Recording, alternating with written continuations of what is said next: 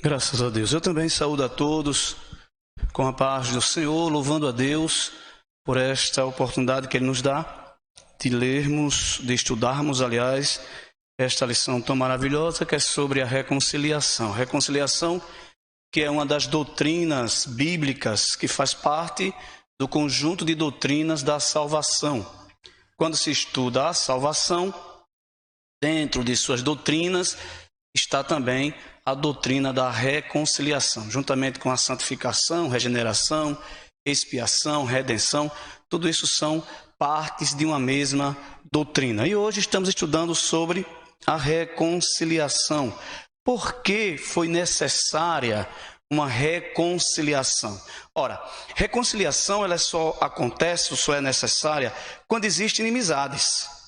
Então, o fato de Cristo ter nos reconciliado com Deus na cruz do Calvário mostra que a humanidade caída estava num estado de inimizade. Sim, inimizade contra quem? Contra Deus. Havia necessidade de uma reconciliação no sentido vertical do homem para com Deus, porque quando Adão cai, ele pecando se torna agora inimigo de Deus, e toda a humanidade descendente de Adão está dentro desse estado de inimizade. A Bíblia tem uma abundância de textos que falam a respeito da inimizade, do pecado contra Deus.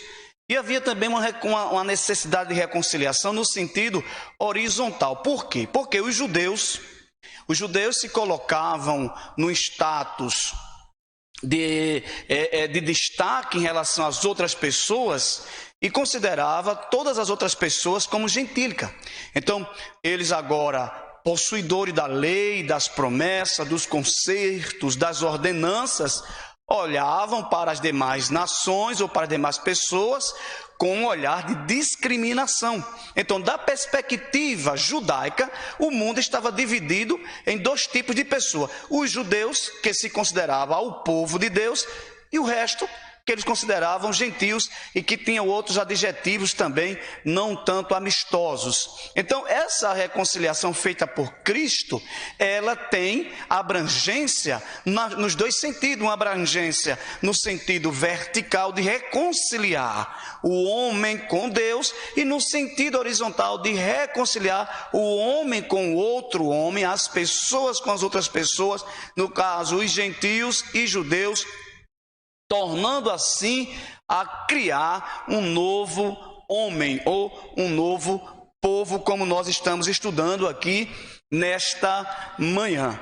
Logo, a partir do momento que as leis, os mandamentos, a lei civil, a lei cerimonial, na verdade a lei cerimonial, ela já não era mais necessária por conta do sacrifício, então a inimizade está completamente desfeita. Eu quero ler um texto com vocês, se você tiver Bíblia e desejar, está na carta de Paulo aos Romanos, no capítulo 5, versículo 9 por diante, que Paulo está falando exatamente dessa reconciliação. Paulo vai dizer o seguinte, carta de Paulo aos Romanos, capítulo 5, versículo 9 por diante: logo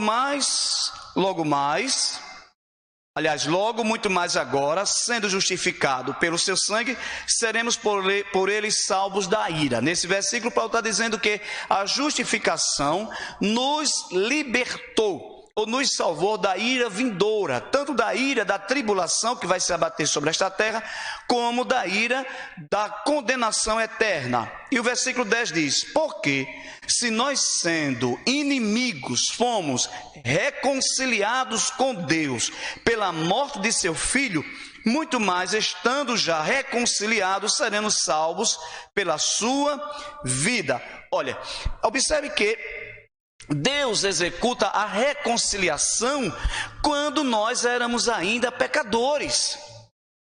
Sim, e esta reconciliação, na verdade, é Deus oferecendo o quê? A sua amizade, é Deus estendendo a mão ao pecador, ao homem. Imagine comigo, quando existe intriga, quando existe conflitos, quando existe inimizade, ele só é desmanchado quando as partes fazem o quê? Se reconciliam, se unem. Correto? Então, se alguém tem inimizade com outro, essa inimizade só é desfeita quando as duas partes se unem. Mas observe o seguinte: quando você, eu, qualquer pessoa, magoa alguém, fere alguém, ok? E nós nos dispusemos, ou nós nos dispomos, melhor colocado, aí se reconciliar. E nós vamos pedir perdão. E pedimos perdão, e podemos oferecer presentes, podemos até pedir perdão até de joelhos, independente do grau, da sinceridade, da honestidade, que aquela pessoa que vai pedir o perdão coloque nesse perdão, ou coloque nessa parte da reconciliação. A reconciliação só acontece se a pessoa ofendida receber e acolher o pedido de perdão. Independente do que alguém faça, se o ofendido não receber, não acolher o pedido de perdão, a inimizade continua. Ou seja, não existe reconciliação. Você está me entendendo? Trazemos isso agora, fazemos agora uma analogia com esse fato para com Deus, independente daquilo que nós pudéssemos fazer em relação a esta inimizade que nós tínhamos com Deus, que a pessoa sem Deus tem, que o homem sem Cristo ainda continua nessa inimizade. Se Deus não oferece o perdão, se Deus não acolhe o perdão, também era impossível acontecer a reconciliação. E com isto eu estou dizendo que a reconciliação é um processo ativo que parte de Deus, não dos homens. É Deus quem dá o passo em direção à verdade, o principal passo em direção a esta reconciliação. E é o que Paulo está dizendo aqui aos romanos. E Paulo ainda falando aos coríntios, na sua segunda epístola, à igreja que estava em Corinto, no capítulo 5 da segunda carta aos coríntios, olha o que o apóstolo diz, a partir do versículo 16, assim que daqui por diante a ninguém conhecemos segundo a carne, e ainda que também tenhamos conhecido Cristo segundo a carne, contudo agora já o não conhecemos desse modo. Versículo 17, assim que, se alguém está em Cristo, nova criatura é, as coisas velhas já passaram, eis que tudo se fez novo. E tudo isso provém de Deus, que nos reconciliou consigo mesmo por Jesus Cristo e nos deu o ministério da reconciliação. Isto é, Deus estava em Cristo reconciliando consigo o mundo, não lhes imputando os seus pecados, e pôs em nós a palavra da reconciliação. Aos romanos, Paulo está falando da reconciliação que Deus efetua através de Cristo. Aos coríntios, Paulo está dizendo que o próprio Deus que estava em Cristo reconciliando o mundo com ele é o agente principal desta reconciliação. E é exatamente por conta desta reconciliação que tudo que era velho, que tudo que estava nas antigas ordenanças ficou aonde? Ficou no passado, e agora tudo se fez novo. Logicamente, Paulo não está falando que essa reconciliação, juntamente com as demais bênçãos ou com os demais efeitos advindos da salvação, está fazendo com que as pessoas que agora estão em Cristo estejam perfeitas, ou agora recebe perfeição de uma maneira completa. Não, estamos sendo aperfeiçoados pelo poder de Deus, porque agora, sendo reconciliado com Cristo, nós nos tornamos novas criaturas, aqueles que estão em Cristo Jesus. Então isto é o ministério da reconciliação, isto é a ação da reconciliação, e ela parte a partir de quem? Do próprio Deus. Se Deus não tem tomado a iniciativa, porque Deus é o principal agente dessa reconciliação, ela não teria acontecido. A inimizade ainda aconteceria e continuaria. E mais uma vez, trazendo o sentido para o nosso dia a dia, você certamente Você certamente, todos nós, uma vez na vida, já, usando um termo básico aqui, já arengamos e foi necessário uma reconciliação. Já desmanchamos amizades e foi necessário rever essas amizades. E algumas vezes, para que esta unidade voltasse, ou para que esta amizade fosse reconstruída, houve a necessidade de uma terceira pessoa, de alguém que entrou entre as partes que estava brigada, para poder fazer o quê? A mediação. A maioria de nós passamos por isso, principalmente na infância. Nós arengávamos, brigávamos com um colega, né? E muitas das vezes uma terceira pessoa tinha que vir tentar fazer a paz entre nós que arengávamos e o coleguinha lá, o colega, a pessoa. Essa pessoa fazia o papel do mediador. Pois é. Não é o que Cristo faz na cruz do Calvário? Na cruz do Calvário, Cristo está fazendo exatamente este papel, o papel de mediador. Por quê? Porque nós, por nós mesmos, meu amado, minha amada que está me ouvindo, não teríamos condição nenhuma, era impossível. No nosso estado de pecado, de miséria, de pecado, era impossível nós nos reconciliarmos com Deus, estarmos em franca inimizade com Deus. E Paulo vai dizer, inimigo de Deus e alvo da ira. Mas Jesus agora na cruz, que é Deus, está reconciliando a quem? Os homens, o mundo, com quem? Com o Pai. Por isso ele é chamado de mediador de um novo concerto. Ele faz a ligação entre o pecador e Deus. Reconcilia, destrói a amizade. E como foi dito aqui anteriormente, nesta reconciliação, o véu do templo, na hora que Cristo está crucificado, se ultimando, concluindo o seu sacrifício, o véu do templo se rasga, justamente para dizer que a barreira da separação que existia entre o homem e Deus, agora está desfeita. E o escritor aos Hebreus, no capítulo 10, versículo 19, vai dizer que agora, como este véu, né, foi rasgado e foi construído um novo caminho até Deus, nós agora temos liberdade de entrarmos com ousadia pelo novo concerto, não pelo concerto da antiga aliança, mas pelo novo concerto que foi alcançado através de quem? De Cristo Jesus. Maravilhoso isso, maravilhoso. E quem pode entrar perante Deus? Todos. Paulo vai dizer que a reconciliação alcançou quem estava perto. Quem era que estava perto? Os judeus. Quem é que estava mais perto do templo, dos sacrifícios, das ordenanças? Quem podia se apresentar diante do altar? Os judeus. Aí Paulo diz, mas a reconciliação vai alcançar quem estava perto, os judeus, e também quem estava longe. Quem? O resto do mundo. Então, é uma reconciliação completa. Glória a Deus. E agora, qual é o efeito desta reconciliação? Bom, toda reconciliação, toda vez que a inimizade é desfeita e a amizade recomeça, qual é o resultado? Paz. Paz. Não existe reconciliação que não resulta em paz. Qualquer conflito que termina, o resultado é paz. Qualquer guerra que é desmanchada, qualquer arenga, qualquer briga, qualquer inimizade que termina, o resultado é paz. E é isso que Deus faz em Cristo Jesus, nos reconcilia com Ele e nos dá a paz. Agora nós estamos em paz com Deus.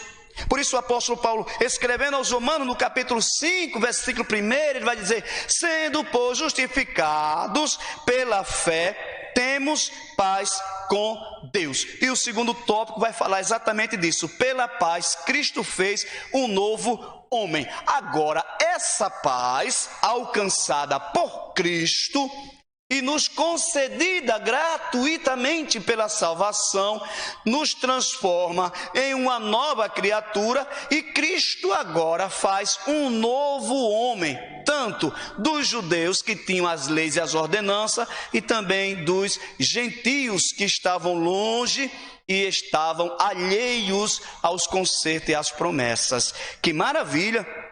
Que bênção esta reconciliação. A partir da expiação na cruz, a paz foi proclamada, e de ambos os povos, judeus e gentios, Cristo fez uma nova humanidade.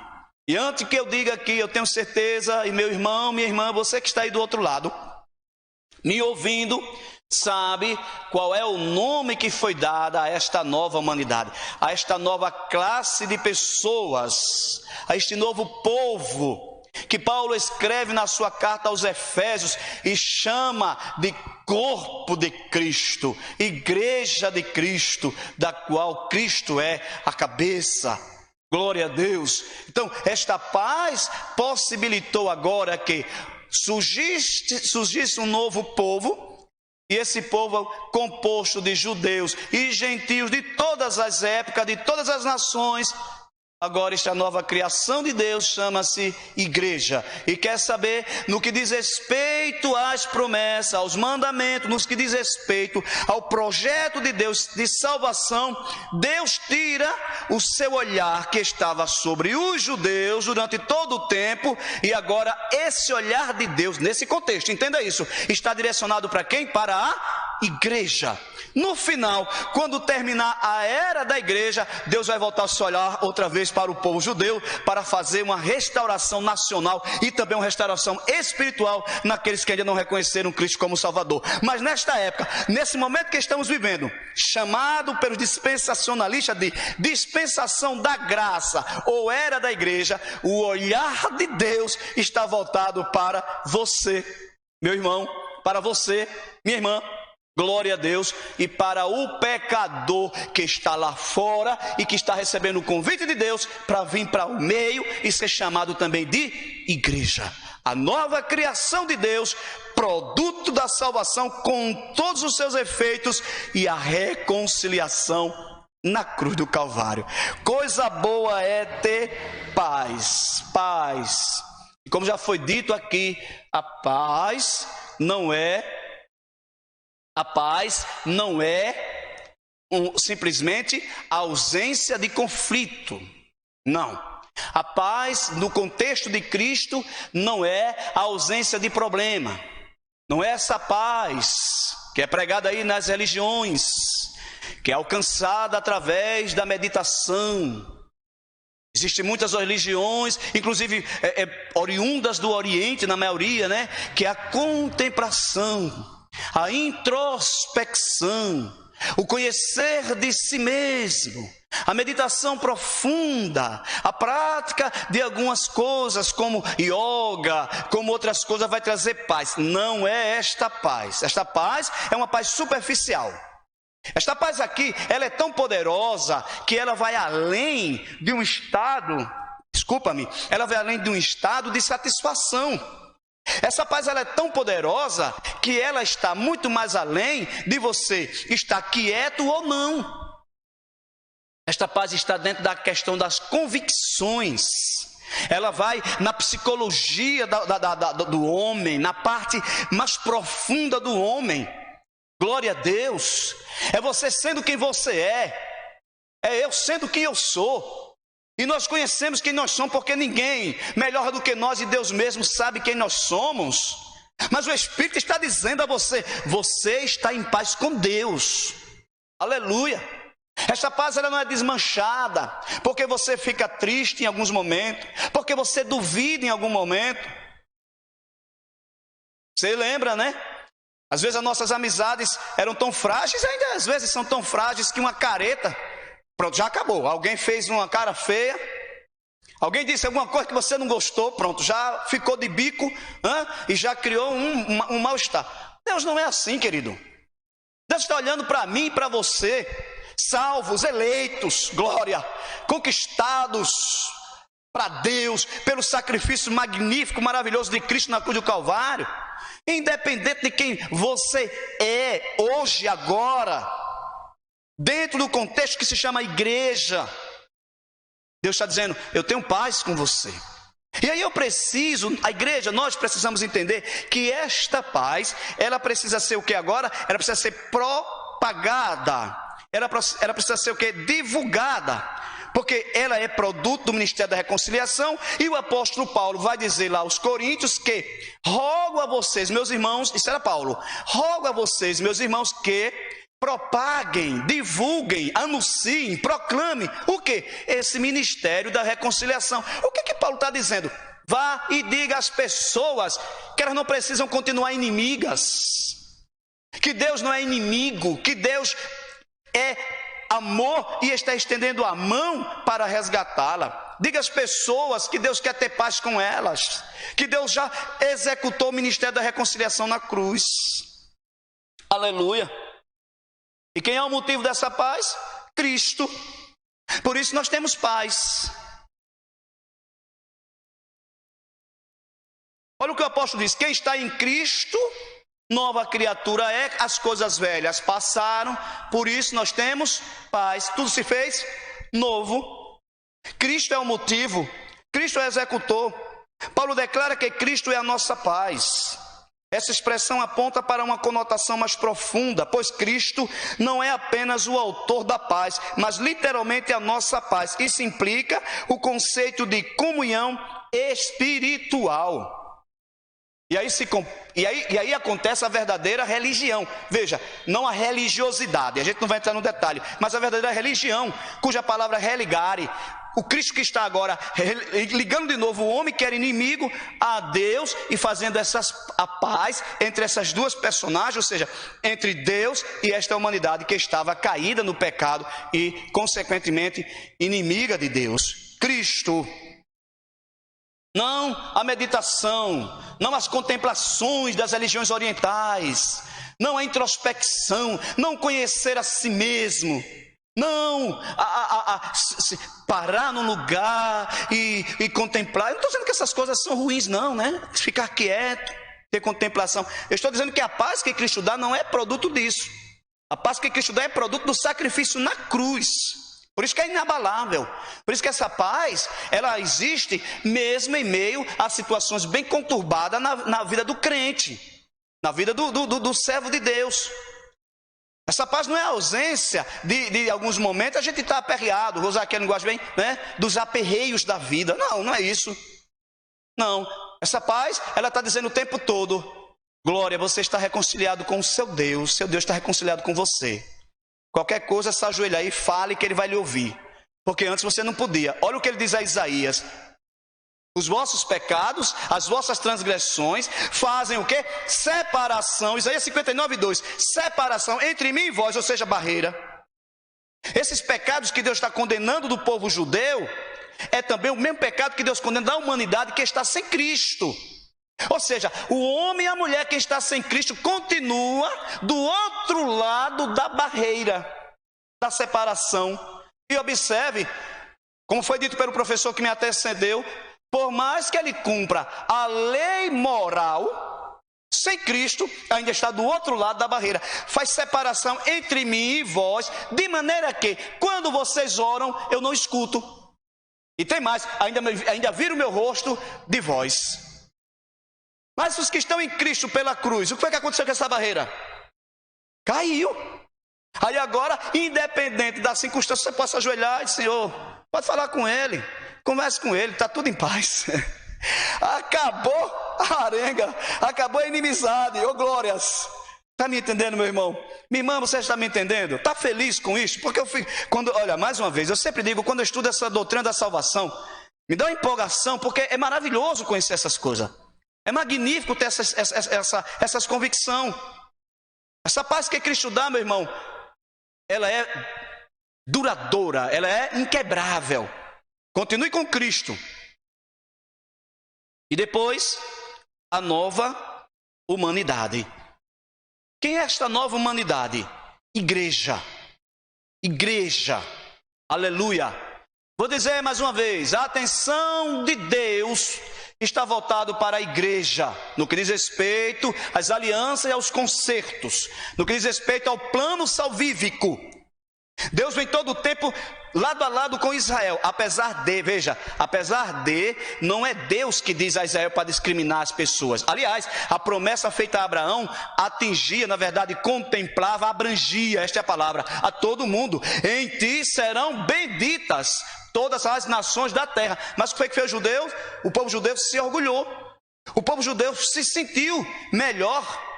né? E aqui foi feito um alerta muito importante pelo nosso professor que antecedeu, o presbítero Alisson, o cuidado da gente agora que estamos nesse novo concerto, né? Não se sentir melhor do que os outros, não achar que algum irmão de uma outra denominação, né, não é tão crente como você, como eu sou. Cuidado para não cair nesse erro do exclusivismo, que era aquilo que atingia o povo judeu. Isso foi produto de quê? Da religiosidade. E todas as vezes que... Olha que coisa! Da religiosidade, porque os judeus estavam exatamente apegados às leis das cerimônias, aos sacrifícios. Ou seja, a religião externa, o religário externo, não um religário interno que ligava o espírito, ou tudo que o homem é, com o seu Criador. Então, todas as ordenanças, as cerimônias, os sacrifícios, as luas novas, os sábados, as festas, aquele judeu colocava o coração nisto e se achava melhor do que os outros, do que as outras pessoas. E a gente precisa ter cuidado com isso, porque às vezes nós corremos o perigo de cair nesta religiosidade e achar que somos melhores do que outras denominações ou melhor do que outros crentes. E não somos. A cruz, aleluia, o sacrifício no Calvário contempla a todos, alcança a todos igualmente. A nova humanidade, igreja, para quem Paulo, logo no começo da epístola que a gente vem estudando agora, essa carta aos Efésios, disse está reservado bênçãos espirituais nas regiões celestiais. A igreja eleita, a igreja escolhida, a igreja predestinada, a igreja que era criatura, agora é filho, enfim, todas as bênçãos. E nós vamos concluir a lição nesta manhã, porque o tempo já está se avançando, dizendo o seguinte: em obediência ao plano divino, Cristo cumpriu as demandas da lei na cruz. Em seu sacrifício derrubou as barreiras e aboliu as ordenanças cerimoniais. Cuidado para não achar que foi a lei moral. A lei moral continua em vigor. Logicamente não para salvar. Não para salvar, mas para ser cumprida como um dever daqueles que são novas criaturas em Cristo, que serviam de divisão. Por meio da paz conquistada no madeiro, desfez a inimizade, criou uma nova humanidade e a reconciliou com Deus. A partir dela, formou um novo povo. Que povo? A igreja, o corpo de Cristo. Glória a Deus.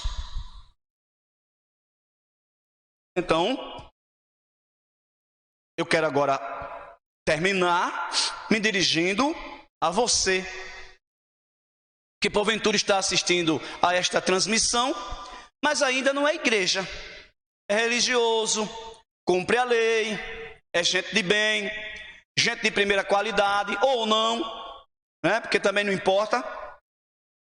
Cristo te convida para ser igreja. O Senhor oferece nesta manhã a você a oportunidade de salvação e reconciliação, e convida você a fazer parte deste novo povo, desta nova humanidade, chamada de igreja.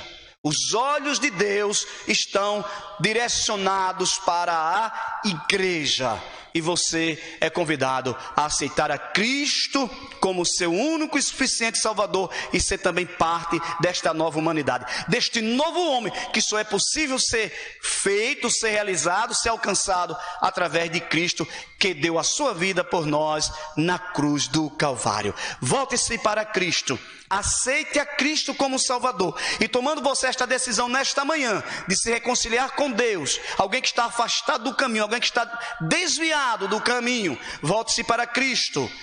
Glória a Jesus, aceite a Jesus como Salvador, e ao fazer isto também nos comunique para podermos nos alegrarmos com você nesta bênção de Deus em sua vida. Deus abençoe a todos, em nome de Jesus. Pastor Walter agora irá fazer a conclusão da nossa EBD Online. Deus abençoe.